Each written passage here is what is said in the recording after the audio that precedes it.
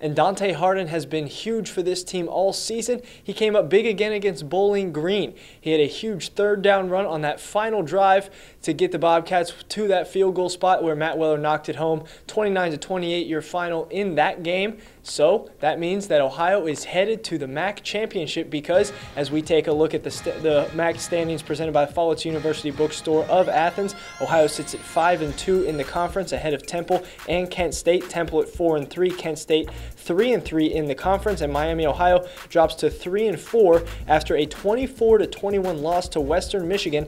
And that win for the Broncos meant that Ohio was going to the MAC championship. So Ohio very excited to see that win for WMU. And now that sets up this week. The battle for the bricks, Ohio and Miami. Miami actually leads the overall series 52-33-2 is the record in that one, but the Bobcats have won 5 straight over Miami in 2010.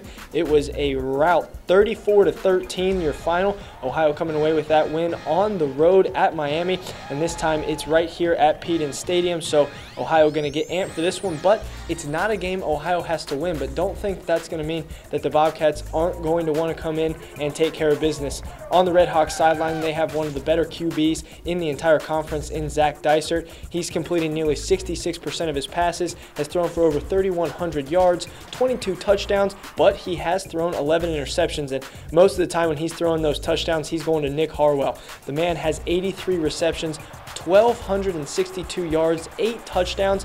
He has double the yards of anyone else on the team as far as receiving yards go, so he's going to be big. And Ohio's secondary has been very vulnerable, especially against Bowling Green on Wednesday. They gave up 232 yards through the air to BGSU, and it really seemed like they could not find any answer for the passing attack that the Falcons brought on. So Ohio will have to be very careful with how they handle the Redhawks come Tuesday evening, but that game gets pushed to the ESPN family of networks. Again, the lockout doing wonders for the MAC conference. But right now the Bobcats are looking ahead to the battle for the bricks, a huge rivalry game against the Redhawks. They'll want to take care of business on Tuesday night.